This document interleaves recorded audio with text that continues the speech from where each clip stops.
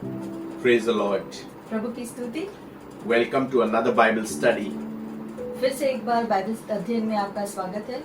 Learning God's Word is profitable to us and to the body of Christ.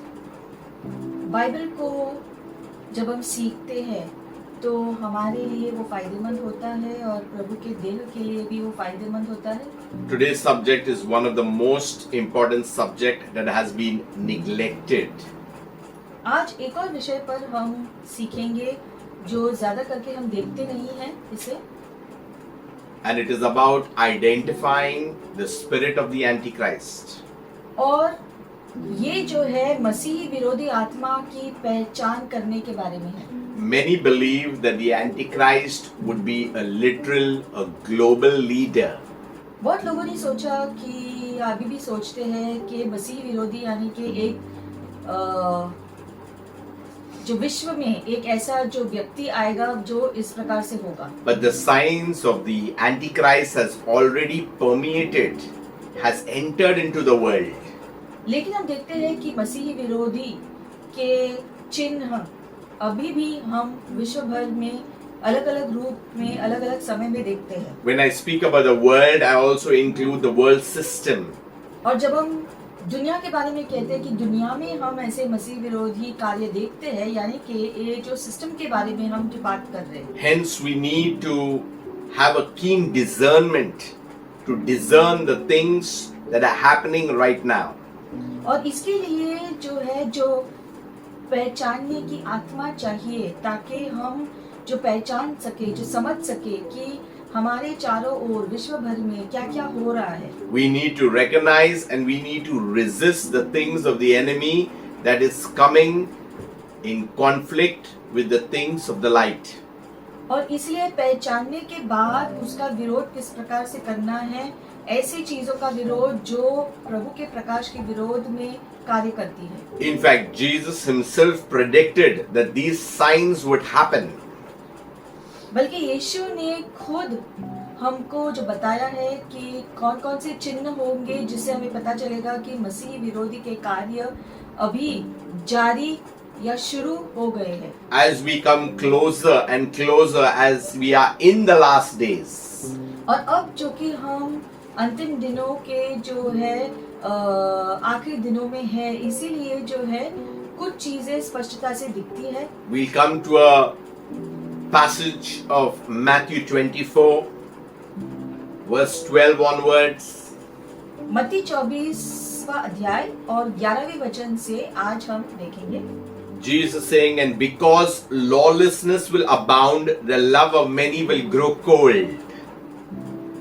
यहाँ पर लिखा गया है कि और अधर्म के बढ़ने से बहुतों का प्रेम ठंडा हो जाएगा। I'll talk about this word lawlessness at a later stage of the teaching.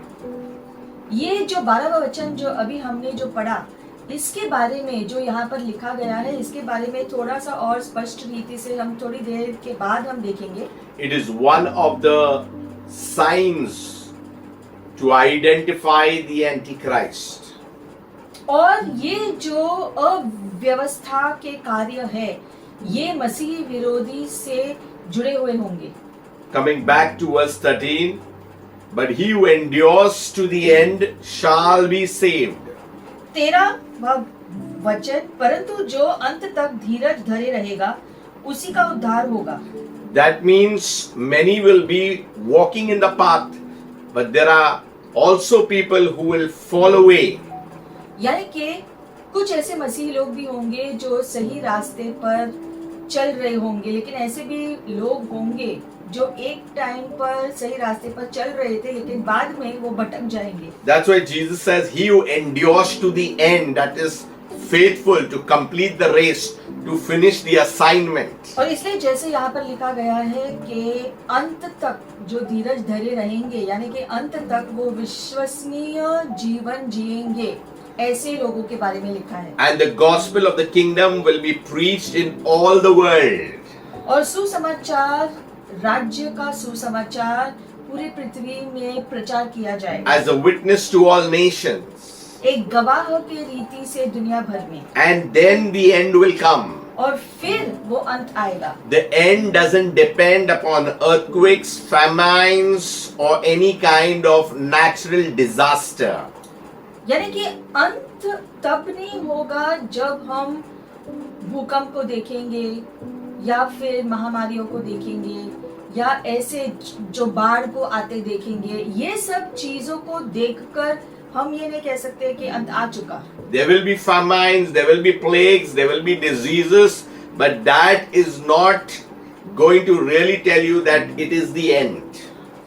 अकाल, महामारियां, ये सारी चीजें हम देखेंगे जो अंतिम दिनों के चिन्ह है, लेकिन इसका ये मतलब नहीं है कि क्योंकि ये चीजें हुई तो अंत आ गया। But one of the main signs of the end is that lawlessness will increase and the love of many will grow cold. That means people will go away from the first love. सबसे बड़ा जो चिन्ह है जो लिखा गया है कि अव्यवस्था जो बढ़ेगा और सबसे जरूरी बात कि बहुत लोगों का जो प्यार प्रभु के लिए है वो ठंडा हो जाएगा। ये सबसे बड़ा चिन्ह होगा। And the end is depends upon the gospel being preached to all nations. और ये भी होगा कि सुसमाचार विश्व भर में प्रचार किया जाएगा। Then the end will come. फिर अंत आएगा, ऐसा लिखा है। Jesus himself has said it. यीशु ने खुद इन बातों को हमसे कहा है। Now regarding identifying the spirit of the Antichrist. अब जो है मसीह विरोधी की आत्मा की पहचान कैसे करें? We need to understand the term Antichrist. सबसे पहले तो मसीही विरोधी ये शब्द का अर्थ समझना जरूरी है। It is recorded a few couple of times in 1 John. एक यूहन्ना में काफी बार इसके बारे में जिक्र किया गया है। If you look at open 1 John एक यूहन्ना की पुस्तक हम खोलेंगे and 2 onwards 18 दूसरा अध्याय 18वां वचन। these are the deceptions that will happen in the last hour. ये सारे चीजों के बारे में लिखा है जो हमें धोखा देंगे। The last days, now he's talking about the last hour. अंतिम समय के अंतिम घड़ी के बारे में यहाँ लिखा है। So he says, little children, it is the last hour. You have come to the final time. लिखा गया है कि हे बच्चों, यह अंतिम समय है, यानी कि आप आखिरी घड़ी में पहुंचे हो। As you have heard that the Antichrist is coming, even now many Antichrists have come, by which we know that it is the last hour. कि और जैसा तुमने सुना है कि मसीह का विरोधी आने वाला है, उसके अनुसार अब भी बहुत से मसीह के विरोधी उठे हैं। Now, in this verse, twice it has been written about Antichrist. यहाँ पर हम देखते हैं इस एक ही वचन में 2 बार मसीह के विरोधी के बारे में जिक्र किया गया है। The first time is saying that the Antichrist is coming. पहला तो लिखा गया है कि मसीह विरोधी आने वाला है। It's talking about a literal leader, a little global front runner. लिखा गया है कि एक व्यक्ति जो मसीह विरोध करेगा, मसीह का विरोध करेगा। And then he says, even now many antichrists have come. That means they are already there. और आगे लिखा है कि ऐसे मसीह विरोधी पहले भी आ चुके हैं इस प्रकार से। By which we know we are in the last hour. और इससे हमें पता चलेगा कि जब ऐसे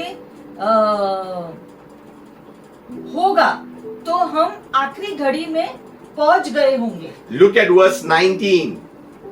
They went out from us. आगे 19वें वचन में लिखा गया है, वे निकले तो हम ही में से, But they were not of us. पर हम में के थे नहीं। For if they had been of us, they would have continued with us. See how clear he is. क्योंकि यदि हम में के होते तो हमारे साथ रहते। But they went out that they might be made manifest that none of them were of us. पर निकल इसलिए गए कि यह प्रकट हो कि वे हमें के नहीं हैं। These are the wolves that have crept in. ये वो सारे भेड़िए हैं जो अंदर घुस गए हैं। It is not that this is happening now. It has continued to happen when the church was being established, when the church was being expanded. और ये हम देखते हैं कि इस प्रकार आज भी होता है और ये शुरुआती कलीसिया में भी हुआ करता था। If you see in verse 22, who is the Antichrist? 22वें वचन में लिखा गया है कि मसीह विरोधी कौन है? Who is a liar but he who denies that Jesus is Christ? झूठा कौन है? केवल वह जो यीशु के मसीह होने का इनकार करता है। This is like a definition of an Antichrist. ये जैसे लिखा गया है कि मसीह विरोधी का मतलब क्या है? He is the Antichrist who denies the Father and the Son. ये मसीह विरोधी पिता और पुत्र को नकारते हैं। You cannot say I accept the Father and I don't accept the Son.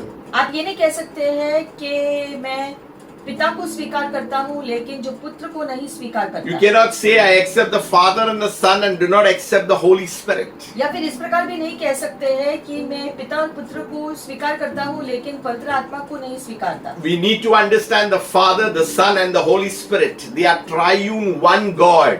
हमें समझना है कि पिता, पुत्र और पवित्र आत्मा ये त्रिएक परमेश्वर है। Whoever denies the Son does not have the Father either. और आगे लिखा है जो कोई पुत्र का इनकार करता है उसके पास पिता भी नहीं। He who acknowledges the Son as the Father also. Very clear. जो पुत्र को मान लेता है उसके पास पिता भी है। So we need to understand that who is the Antichrist? The one that denies the Son. तो मसीह विरोधी कौन है? जो पुत्र को नकारता है वो भी मसीह विरोधी ही है। And who denies the Father and also the Son. और वो जो पुत्र को भी नकारता है और पिता को भी नकारता है ऐसा व्यक्ति भी मसीह विरोधी ही कहलाता है। We'll see another scripture in 1 John 4:3. अब हम जाएंगे 1 यूहन्ना 4 अध्याय और 3 वचन। And every spirit that does not confess that Jesus Christ has come in the flesh is not of God. और जो कोई आत्मा यीशु को नहीं मानती वह परमेश्वर की ओर से नहीं। And this is the spirit of the Antichrist, a clear definition. और वही तो मसीह के विरोधी की आत्मा है। मतलब स्पष्टता से दी गई है कि मसीह विरोधी कौन है। Which you have heard was coming and is now already in the world. जिसकी चर्चा तुम सुन चुके हो कि वह आने वाला है और अभी भी जगत में है। So everything has been planned. तो ये सारी चीजों की स्पष्टता दी गई है योजना के साथ। We have heard about the world order. हमने जो है एक शासन के जो है दुनिया में एक शासन होने वाला है इसके बारे में सुना है। Every scripture is going to be fulfilled. और हम ये भी जानते हैं कि बाइबल में जो भी भविष्यवाणियां लिखी गई है हर एक भविष्यवाणी पूरी होगी। And most of it you will see it happening from the book of Daniel. और बहुत सारे भविष्यवाणियां हम दानियल की पुस्तक में से पूरे होते हुए देखते हैं। If you go to 2 John 1:7. 2 यूहन्ना 1 अध्याय और 7वां वचन हम देखेंगे अभी। It is actually speaking about to be aware of Antichrist, about deceivers. यहाँ पर लिखा गया है कि हमें चौकन्ने रहना है ऐसे शिक्षकों से जो झूठे शिक्षण देते हैं, गलत शिक्षण लोगों को सिखाते हैं। They may show a form of godliness. हो सकता है कि वो एक प्रकार का दिव्यता दिखाए They will show half truths. या फिर आधी सच्चाइयों को बताए। Everything they'll try to cement it and try to decorate them and show that there is some form of godliness. और वो उन धोखा देने वाले बातों को एक अच्छा दृश्य की रूप से दूसरों के सामने प्रकट करते हैं। 2 John 1:7 says, "For many deceivers have gone out into the world." इसलिए 2 यूहन्ना 1 और 7वां वचन में लिखा गया है, क्योंकि बहुत से ऐसे भरमाने वाले जगत में निकल आए हैं who do not confess Jesus Christ coming in the flesh. जो यह नहीं मानते कि यीशु मसीह शरीर में होकर आया। This is a deceiver and an antichrist. Very clear definition. भरमाने वाला और मसीह का विरोधी यही है। They want to accept everything but do not want to accept that Jesus Christ came in the flesh. मतलब कि वो बाकी सारी बातों को स्वीकार करते हैं, लेकिन इस बात को नहीं स्वीकार करना चाहते हैं कि यीशु मसीह शरीर में धरती पर आए थे।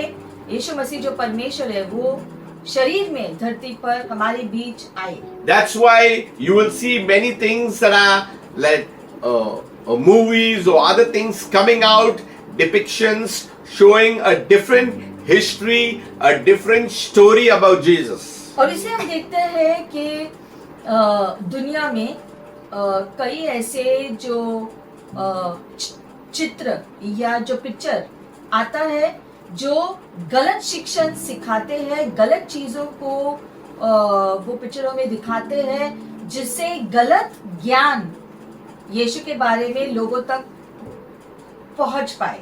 So what is the Antichrist? He is the opponent of the Messiah. तो मसीही विरोधी यानी कि कौन? जो मसीह के विरोध में जाए, ऐसे लोग या ऐसी बातें। One who stands against and in opposition. ऐसा व्यक्ति जो मसीह के विरोध में खड़ा हो, जो यीशु मसीह से जुड़ी हुई बातें हैं उसके विरोध में खड़े हो। While the Antichrist will be a leader, literally, तो मसीह विरोधी एक मसीह का विरोधी एक खास वो शख्स भी होने वाला है। but the spirit of Antichrist that has already permeated into the world. लेकिन उस मसीह विरोधी की आत्मा की तरह लोग भी इस दुनिया में दिखाई देंगे। Has influenced religions, governments, education. और ऐसे लोग जो है धर्म के ऊपर, सरकारों के ऊपर, ज्ञान के ऊपर काफी गलत प्रभाव डालते हैं। It has influenced literature, entertainment. और जो है हम देखते हैं सारे ज्ञान की बातें और जो मनोरंजन में भी हम ऐसे मसीह विरोधी कार्यों को देख सकते हैं। You will see wrong history about Jesus. कुछ लोग जो यीशु मसीह के बारे में गलत इतिहास लोगों को बताते हैं। You will see perverted literature. या फिर ऐसे बातों को बताते हैं जो अश्लील हो, जो अशुद्ध हो, ऐसी चीजें जो बताते हैं। So the spirit of Antichrist influences all these areas. तो मसीह विरोधी की आत्मा ऐसे सारे गलत चीजें जो मसीह के विरोध में जाती है, ऐसे बातों को दुनिया में फैला देते हैं। Let me make it more simpler. यह साधारण रीति से इस प्रकार से कह सकते हैं An Antichrist is anti-God. कि मसीही विरोधी यानी परमेश्वर का विरोधी, It's anti-Bible. बाइबल का विरोधी। That means not on the principles and the foundations of the apostles and the prophets. मतलब कि नबी और भविष्यवक्ताओं के सिद्धांतों के विरोध की बातें। Anti-prayer. That's why the enemy doesn't allow believers and followers of Christ to pray. प्रार्थना विरोधी, और इसलिए हम देखते हैं शैतान पूरी कोशिश करता है ताकि लोग प्रार्थना न करें। Take care if your prayer life is going down. Take care if your Bible reading is going down. इसलिए हमें चौकन्ना रहना है, देखना है कि हमारा बाइबल का पढ़ना बंद न हो, प्रार्थना करना बंद न हो। If this is happening, you are under spiritual attack. और ऐसा अगर हुआ है तो आप आत्मिक आक्रमण के नीचे आए हैं। There is anti-morality. और हम देखते हैं कि नैतिक प्रतिकारक जो है नैतिकता के विरोध में आते हैं, Anti-biblical marriage. या फिर बाइबल के हिसाब से जो विवाह है उसके विरोध में आता है। Marriage of the same sex. या फिर एक ही लिंग के विवाह, Divorces are increasing. जिसकी वजह से हम देखते हैं कि बहुत सारे जो तलाक होते रहते हैं। God says He hates divorce.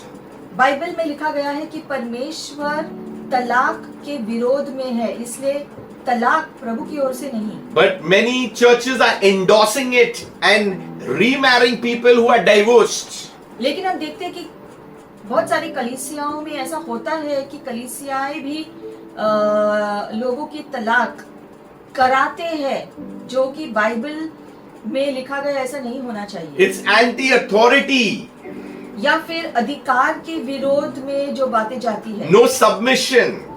यानी कि अपने आप को समर्पित नहीं करते हैं कुछ चीजों के प्रति। If you look at 1 John 4, 1 यूहन्ना 4 verse 3, तीसरा वचन, it's again I was just want to reiterate that the spirit of Antichrist is now already in the world. यहाँ पर लिखा गया है कि मसीह विरोधी की आत्मा दुनिया में आ चुकी है। When it says does not confess that Jesus Christ has come in the flesh, that means this power of the Antichrist rejects the personality of Jesus himself. जैसे हमने पढ़ा पहले भी कि जो लोग नहीं मानते हैं कि परमेश्वर यीशु के रूप में शरीर को धारण करके हमारे बीच निवास किया, ऐसे लोग जो बाइबल के सच्चाइयों को स्वीकारते नहीं हैं, नकारते हैं, ये भी मसीह विरोधी के आत्मा का भाग है। People will go away from church, जैसे लिखा है कि कुछ लोग कलीसिया से दूर होंगे, away from learning studying the Bible, Bible को सीखने से वो दूर हटेंगे, away from praying together. एक साथ मिलकर प्रार्थना करना छोड़ देंगे। They want everything comfortable. सब कुछ उनको आरामदायक रीति से चीजें चाहिए। But today we will learn to recognize the characteristics of the spirit of Antichrist. लेकिन आज हम देख रहे हैं कि मसीह विरोधी की आत्मा किन किन चीजों में शामिल है। There is a time that Jesus speaking and many will come and say, I have done this for you and I have done that for you. Bible में ये भी लिखा गया है कि बहुत लोग उस दिन प्रभु को कहेंगे कि प्रभु मैंने ये किया है, प्रभु मैंने वो किया है आपके लिए। I have healed in your name. प्रभु तुम्हारे नाम से मैंने लोगों को चंगा किया। I have prophesied on your name. आपके नाम से मैंने भविष्यवाणी की है। But he will say to them, I never knew you. लेकिन प्रभु कहेगा उस दिन कि मैं तुम्हें नहीं पहचानता। Because they were never in the fold. क्योंकि वो प्रभु के भीड़ में से नहीं थे। But as we learn today's message, let us understand and take life seriously. लेकिन आज जैसे हम इस संदेश को सुन रहे हैं, खुद को याद दिलाए कि हमें जीवन को गंभीरता से लेना है। We are already in a countdown. क्योंकि हम अंतिम दिनों में ऑलरेडी आ चुके हैं। We already know what is happening right now around us. और इस अंतिम युग में बहुत सारी चीजें होना शुरू हो गया है। There was not only sickness, but now there is a pandemic, there is a confusion, there is a chaos, there is so many things happening that it is difficult to really focus on what you need to really put your mind on. और इसलिए हम देखते हैं कि पहले हम अलग अलग बीमारियों के बारे में जानते थे और उसके बारे में चिंता करते थे और उसको उसके ऊपर जो है ठीक कैसे होना इसके बारे में चिंता करते थे। लेकिन अब ये महामारी आई है जो हर बीमारी के ऊपर और ज्यादा प्रभावित हुआ है और अब जो है ये महामारी जैसे एक चिन्ह हो गया है इन अंतिम दिनों के युग में। So the first point,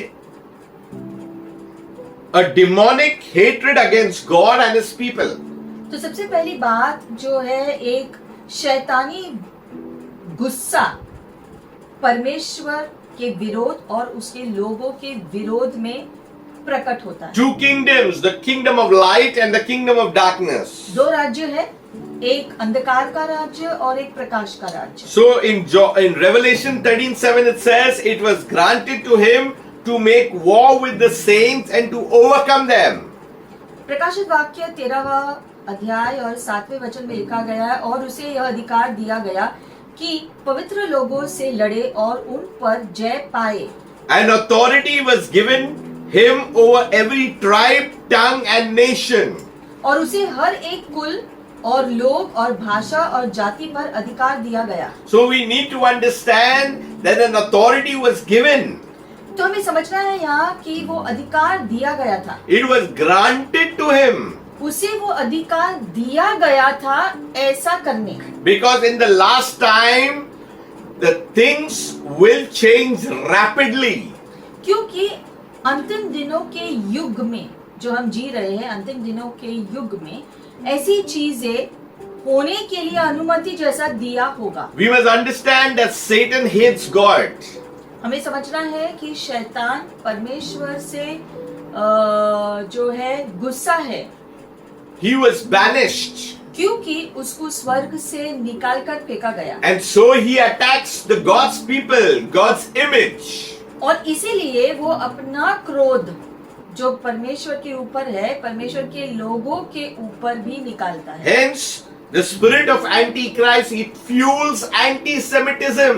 और इसीलिए हम देखते हैं ये मसीह विरोधी की आत्मा जो है अलग अलग संस्कृति के विरोध में भी जाता है, And persecution against the church. और कलीसिया के सताव में खुद को डालता है। History is soaked with the blood of martyrs. और इसलिए हम देखते हैं खासकर मसीही इतिहास में हम देखते हैं बहुत सारे शुरुआती मसीही, उनमें से बहुत सारे शहीद हुए यीशु मसीह के लिए, Who have been loyal to God, who have been killed and massacred and slaughtered for following the things of God.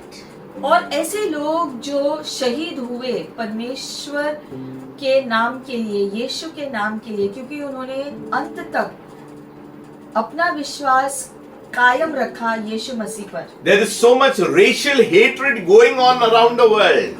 और हम देखते हैं कि जातीय विवाद भी होता है पूरे विश्व भर में, हम देखते हैं ये। The second point, efforts to remove and replace God. फिर ये भी कोशिश होती है अलग अलग जगहों पर कि जो है परमेश्वर को हटाकर दूसरी चीजों को ले आना। We will go to 2 Thessalonians 2 verse 3. दो थिस्सलुनीकी की पुस्तक 2 अध्याय और 3 वचन। Paul described the Antichrist as the son of perdition. पौलुस जो है यहाँ पर मसीह विरोधी का जो है पहचान कर रहा है कि वो विनाश का पुत्र है। Let us read. Let no one deceive you by any means. किसी रीति से किसी के धोखे में न आना। For that day will not come unless the falling away comes first. I told you the falling will happen. क्योंकि वह दिन न आएगा जब तक धर्म का त्याग न हो ले। हमने कहा था आपसे कि लोग प्रभु को छोड़कर जाएंगे, ऐसा होता आप देखोगे। That means your faith will be tested. यानी कि हमारे विश्वास का जो परख होगा, Your trust and dependence in God will be trusted. आप प्रभु पर कितना भरोसा करते हो, कितना विश्वास दृढ़ है आपका, इसकी जो परख होगी। That's why you need to be in a place where there is the word of God. और इसलिए आपको ऐसे स्थान में रहना जरूरी है जहाँ प्रभु का वचन से आप दृढ़ होते जाओ। The church is serious with the gospel of the kingdom of our Lord Jesus Christ. और कलीसिया गंभीर है यीशु मसीह के सुसमाचार को लेकर। The church is not a club or a museum. और कलीसिया कोई क्लब या कोई म्यूजियम जैसा नहीं है। It is not for entertainment. या जो मनोरंजन के लिए कलीसिया नहीं होती। The church is for worship. कलीसिया होती है आराधना करने के लिए एक जगह। The church is for fellowship. कलीसिया होती है इकट्ठे मिलकर एक दूसरे के साथ जो संगति हम रख सकें। The church is to partake in the Lord's Supper. कलीसिया वो जगह होती है जहाँ पर हम प्रभु भोज में शामिल होते हैं। The church is where we can come united together into bringing our offering unto Him. कलीसिया वो जगह है जहाँ पर हम इकट्ठे होकर हमारे भेंट प्रभु के लिए देने के लिए उसके घर में आते हैं। The church is to disciple. कलीसिया वो जगह है जहाँ पर हम लोगों को बाइबल के शिक्षण सिखा सके। The church is to preach the good news.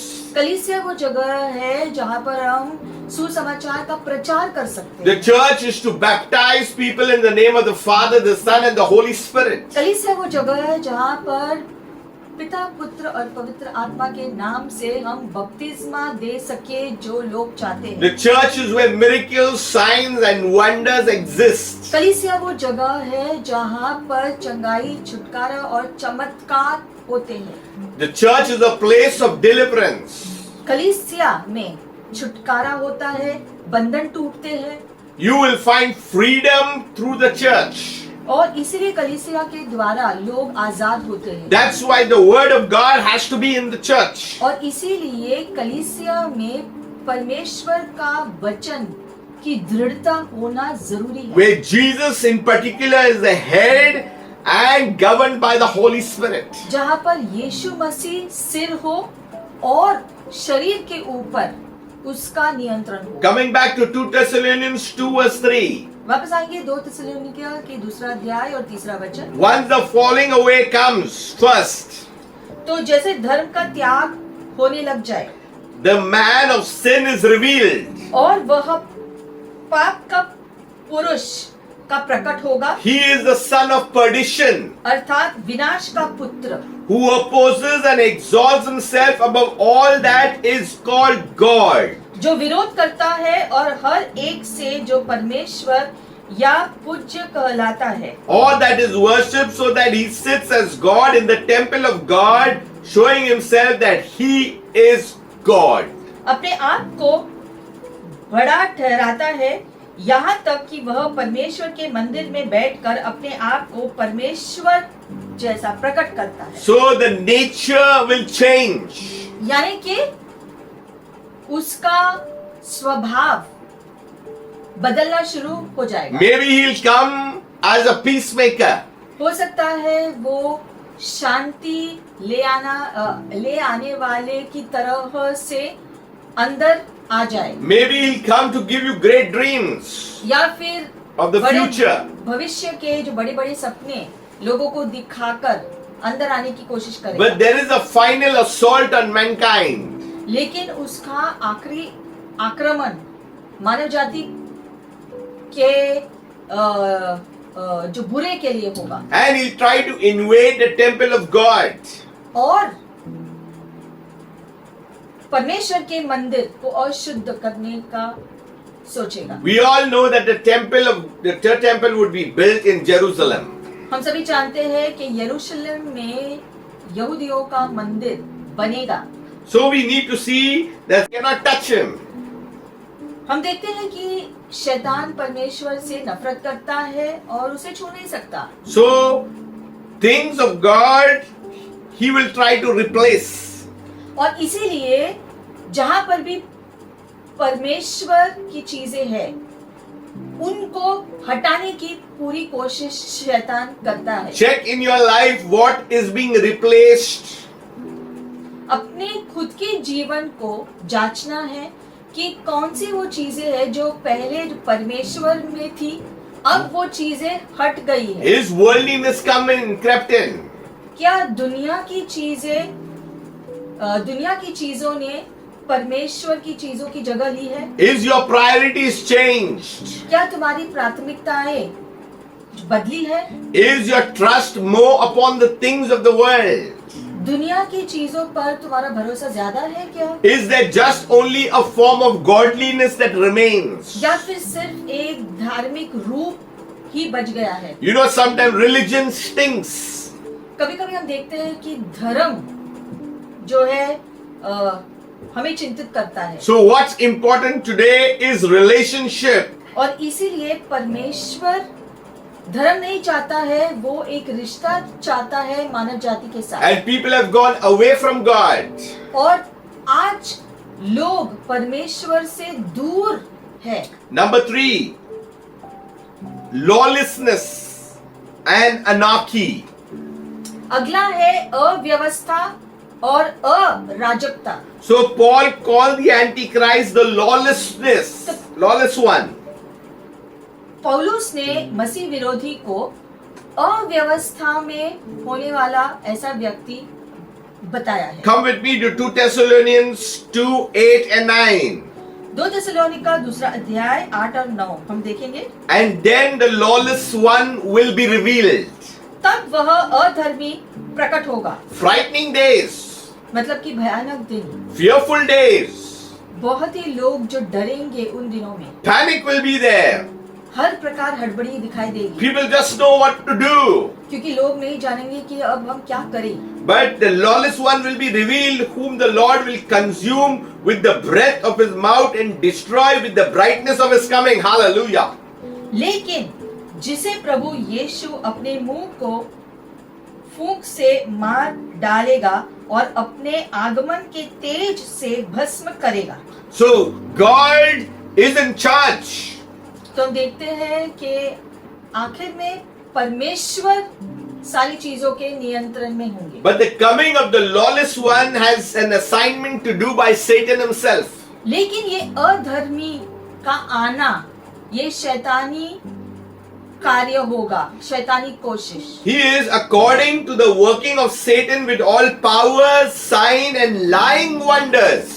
और हम देखते हैं कि शैतान की ओर से झूठ के कार्य, झूठे चिन्ह और अधार्मिकता में सारी कार्य दिखाई देने लगे। There will be falsehood.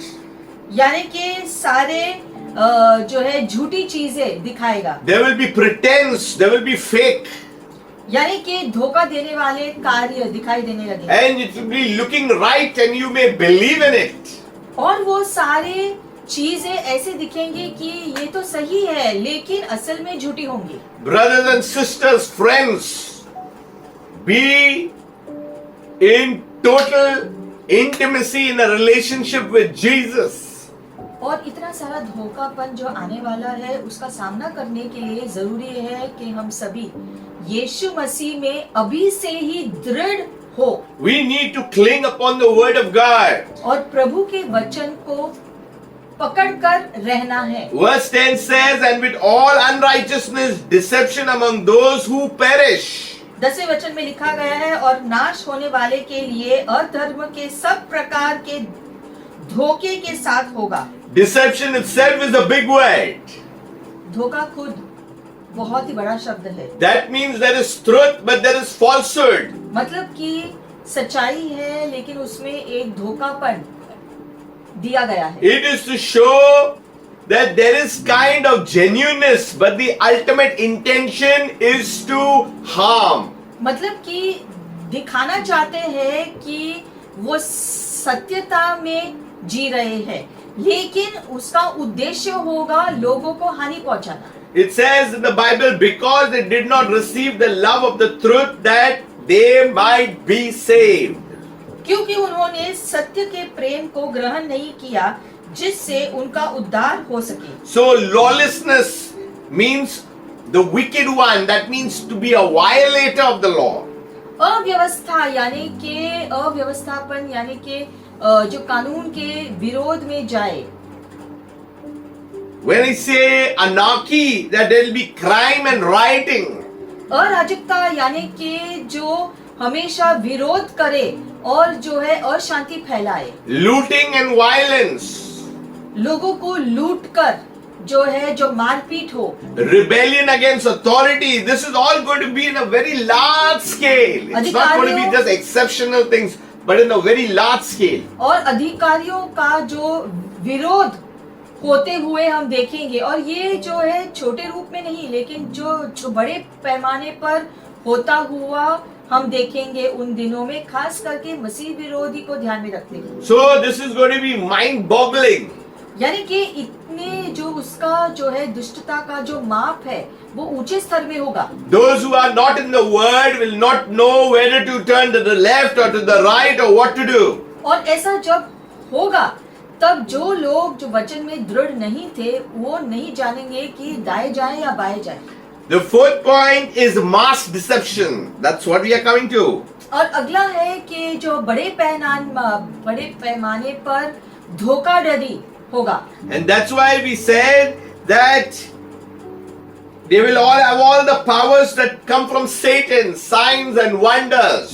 और इसलिए हमने कहा कि वो अद्भुत कार्य दिखाएंगे लेकिन वो शैतानी होंगे। Things that are unrighteousness will happen. और जो है अधार्मिक कार्य वो करेंगे। I'm sorry to say, many of those who follow Christ also will start believing.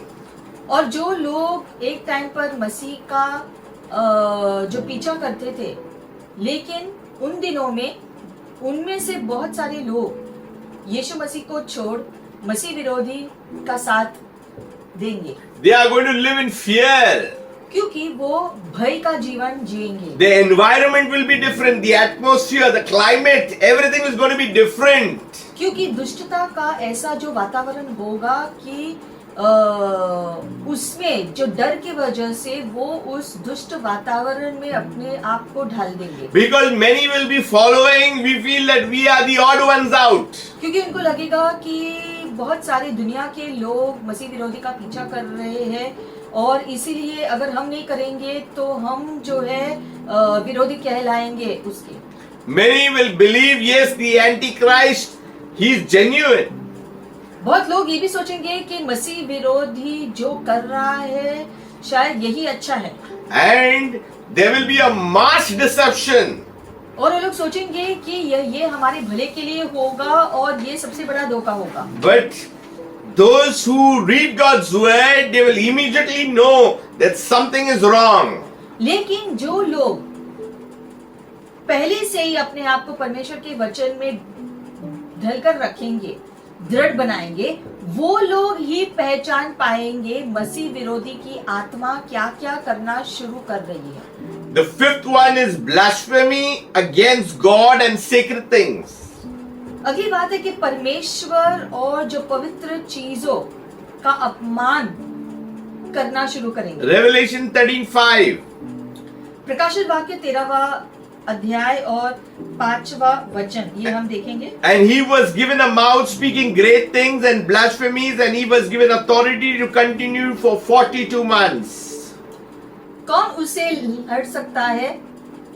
और बड़े बोल बोलने वाले और निंदा करने के लिए उसे एक मुंह दिया गया और उसे 42 महीने तक काम करने का अधिकार दिया गया। What do we mean by blasphemy?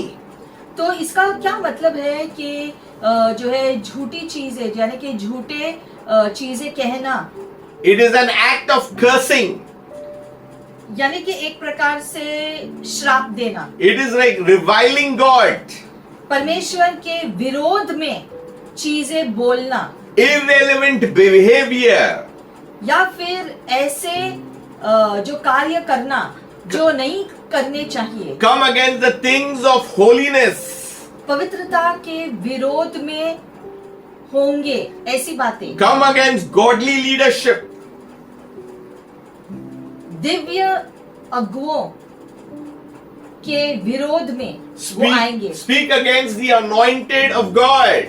अभिषिक्त लोगों के विरोध में आएंगे। Leaving churches. ऐसे लोग कलीसियाओं को छोड़कर चले जाएंगे। Causing strife and causing division. कलीसियाओं में जो है एक जो है लोगों को वो बांटेंगे अपने कार्यों से। Because they use the church for their own benefit. क्योंकि वो कलीसिया को सिर्फ अपने हित के लिए इस्तेमाल करना चाहेंगे। They use the church to bail them out of all the issues. और कलीसिया का सिर्फ इस्तेमाल करेंगे ताकि उनको जो परेशानी से निकालने के लिए। They are like opportunists.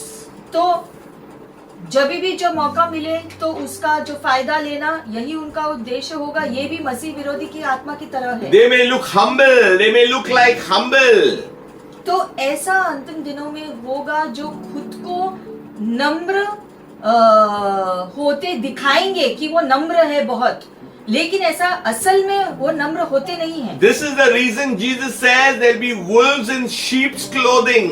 और इसलिए यीशु ने कहा कि ऐसे भेड़िए होंगे जो भेड़ के वस्त्र पहनकर आएंगे। So amongst you there'll be sheep, but they are wolves. तो अंतिम दिनों में ऐसा होगा कि भेड़ के बीच में एक भेड़िया होगा जो भेड़ का वस्त्र पहने हुए है, Having all things negative minded, negative thoughtfulness. और उनके मन में नकारात्मक सोच और नकारात्मक बातें ही उनके जीवन में होंगे, Wickedness is in their depths of their heart. और उनके हृदय की गहराइयों में सिर्फ दुष्टता है। And we feel they are serving God. लेकिन लोग सोचेंगे कि अरे ये तो प्रभु के सेवक है। But I told you, God will do the sorting of the goats and the sheep. लेकिन बाइबल में लिखा गया है कि परमेश्वर बकरी और भेड़ को अलग करेगा। परमेश्वर खुद ऐसा करेगा। Number 6, idolatry and false worship. और फिर है मूर्ति पूजन और गलत आराधना। There is a global war on worship. आराधना पर एक विश्व आक्रमण हम देखते हैं। God commands our worship. परमेश्वर चाहते हैं कि हम उसका आराधना सच्चाई से करें, And Satan tries to covet our worship. और शैतान परमेश्वर की आराधना को छीनना चाहता है। So if Satan cannot hold people into bondage, तो अगर शैतान लोगों को बंदी बनाकर नहीं रख सकता, he'll get them mixed up with false religion. तो उनको गलत जो है धर्म में फंसाकर रखेंगे, एक जो गलत धर्म की आत्मा में फंसाकर रखेंगे। That's why the Antichrist will sit in the temple of God. और इसलिए लिखा गया है कि मसीह विरोधी उस आखिरी युग के आखिरी दिनों में मंदिर में जाकर खुद जो बैठकर कहेगा कि मैं परमेश्वर हूं, And he will show himself like God. और वो खुद को परमेश्वर की तरह प्रकट करेगा, He will deceive and cause the masses to worship him. और वो लोगों को धोखा देकर उनको कैसे भी करके उसकी आराधना करने के लिए कहेगा। He will also leave no options for the others. और दूसरे जो नहीं करना चाहते हैं उनको भी किसी तरह से मजबूर करने की कोशिश करेगा कि वो शैतान का आराधना करे। If you see Revelations 13, प्रकाशन वाक्य 13वां अध्याय में अगर हम देखते हैं 15 onwards, 15 वचन से, he was granted power to give breath to the image of the beast, that the image of the beast should both speak and cause as many as would not worship the image of the beast to be killed. और उसे उस पशु की मूरत में प्राण डालने का अधिकार दिया गया कि पशु की मूरत बोलने लगे, और जितने लोग उस पशु की मूरत की पूजा न करें उसे मरवा डाले। He causes all, both small and great, rich and poor, free and slave, to receive a mark on their right hand or on their foreheads. और उसने छोटे बड़े, धनी कंगाल, स्वतंत्र दास सबके दाहिने हाथ या उनके माथे पर एक एक छाप करा दी, That no one may buy or sell except one who has the mark or the name of the beast or the number of his name. कि उसको छोड़ जिस पर छाप अर्थात उस पशु का नाम या उसके नाम का अंक हो, और कोई लेन देन न कर सके। This will be a height of idolatry. मतलब कि ये मूर्ति पूजन का जो है सबसे जो है बुरा ऐसा स्थिति होगा। The last one, he'll have a beastly nature. और फिर उसका एक जैसा जानवरी रूप दिखाई देगा। Now, what do I mean by that? तो ये उसका जानवरी रूप यानी कि और क्या If you होगा? see Revelations 13, प्रकाशित वाक्य 13वां अध्याय, the Bible says that John is standing on the sea, sand of the sea. पहले वचन में जो है लिखा गया है कि यूहन्ना के बारे में जो है and he sees a beast rising out of the sea. यूहन्ना कहता है कि और मैंने एक पशु को समुद्र में से निकलते हुए देखा, And has 7 heads and 10 horns, and on his horns 10 crowns, and on his heads a blasphemous name. जिसके 10 सींग और 7 सिर थे और उसके सिरों पर निंदा के नाम लिखे हुए थे। We must understand the only way the beast survives is by devouring other things. और हम देखते हैं ये जानवर जीवित कैसे रहता है, दूसरों को निगलकर। That is the true nature of man's kingdoms. और मनुष्य के अलग अलग जो राज्य है शासन करने के, इसी रूप से हम दिखाई देते हैं कि वो करते हैं। He will be bloodthirsty, cruel, और वो दूसरों के खून के पीछे लगेंगे, बहुत ही दुष्ट व्यक्ति होगा, corrupt, power, hungry. और वो जो है शक्ति के लिए भूखा होगा। See, man's kingdoms are built by conquest and war. That's why when Jesus came, he never came to conquer any land. He said, my kingdom is not over here. हम देखते हैं कि दुनिया में लोग जब एक दूसरे के ऊपर विजय हासिल करते हैं, या एक जैसा राजा दूसरे राज्यों पर विजय हासिल करता है, तो वो सोचते हैं कि ये उनका जीत है। और यही उन्होंने सोचा कि यीशु भी वही करने आया था, कि यीशु धरती पर आया ऐसा जो है शारीरिक युद्ध को लड़ने के लिए, लेकिन ऐसा था नहीं। At that time there was a Roman Empire. Jesus never got into the politics of the Roman Empire. और यीशु जब धरती पर आए थे तब रोमी साम्राज्य था, लेकिन यीशु कभी किसी जो है ये सारे नेतागिरी में नहीं पड़े। He knew that he had to come with a kingdom. यीशु आए थे एक ही उद्देश्य से, कि स्वर्गीय राज्य धरती पर स्थापित करने। That's why he says, my kingdom is not here. और इसलिए यीशु ने जवाब दिया था अधिकारियों को कि मेरा राज्य इस दुनिया का नहीं है, My kingdom is from above. मेरा राज्य तो स्वर्गीय है। So we need to understand this beastly nature. The kingdoms of man is fighting, corrupt. ये मसीह विरोधी दुनिया के लोगों को उकसाएगा, जैसे हमेशा करता है, कि दुष्टता से एक दूसरे के विरोध में कार्य करो। Christ's kingdom is built on love.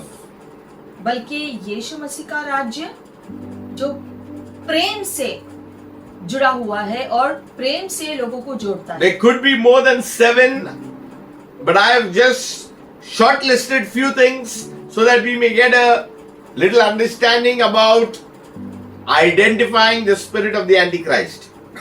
ये मसीह विरोधी की आत्मा की पहचान के बारे में कुछ ही बातें हैं जो हमने आपसे बांटी है, जो साधारण रीति से आपको जो पता चले कि मसीह विरोधी की आत्मा यानी कि वो क्या क्या करने वाली है अंतिम दिनों के अंतिम समय में। But as we end this short message, तो ये छोटा सा जो वचन आज जो हमने आपसे बांटा है, we'll definitely continue with the book of Daniel ये at a शुरुआत, later time. ये सिर्फ शुरुआत है।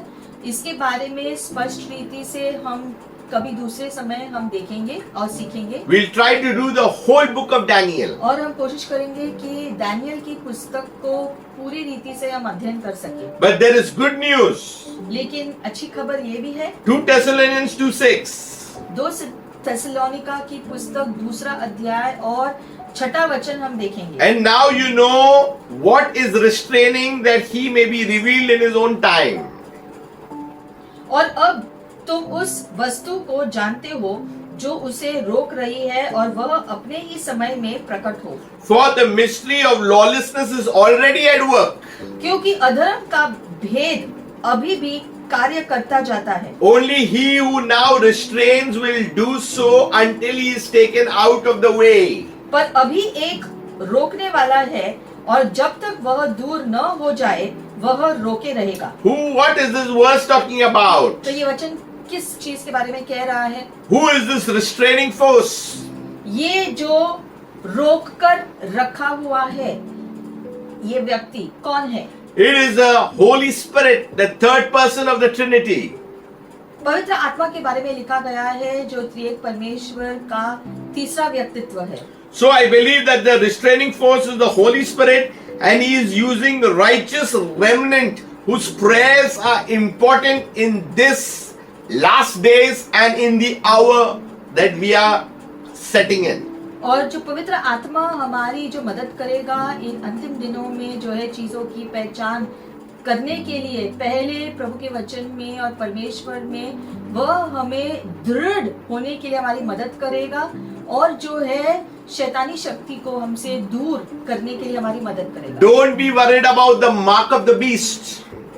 हाँ, मसीह विरोधी का छाप के बारे में हमें चिंता करने की जरूरत नहीं है। Because those who are following Christ, they already have the mark of the blood of Jesus. क्योंकि जो लोग यीशु मसीह का पीछा करते हैं उन लोगों के ऊपर यीशु मसीह के नाम का जो है उसके लहू के द्वारा छाप डाला गया है हर मसीही व्यक्ति के ऊपर। We don't have to fear the Antichrist. और क्योंकि यीशु के नाम का छाप हमारे ऊपर ऑलरेडी डाला गया है इसलिए शैतानी छाप से हमें नहीं डरना। We already know the through Christ that He is Lord and He is King. हम जानते हैं कि यीशु मसीह प्रभु है और राजा है और हमेशा के लिए होगा।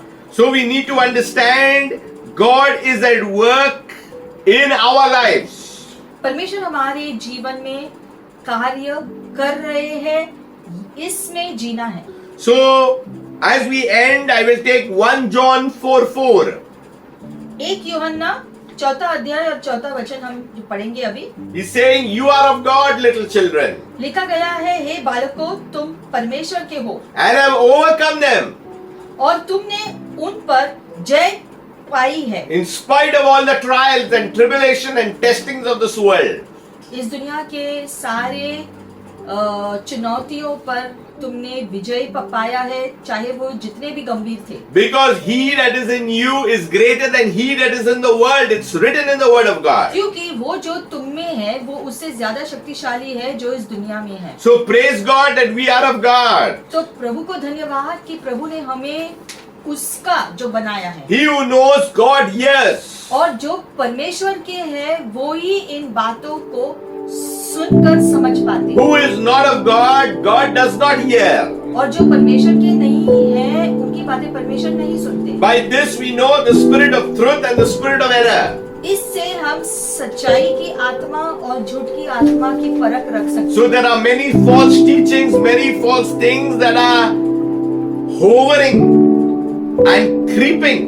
हमें ये भी जान लेना है कि बहुत सारे गलत शिक्षण यहाँ वहाँ दिखने को मिलते हैं। Stay in the Word of God.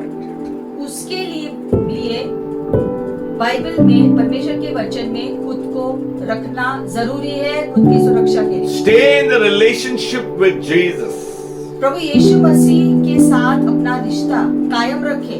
Continue to hear the voice of the Holy Spirit. और जो पवित्र आत्मा कह रहा है आपसे उसको सुनने की कोशिश करें और वैसा करने की कोशिश करें। Be in the will of the Father.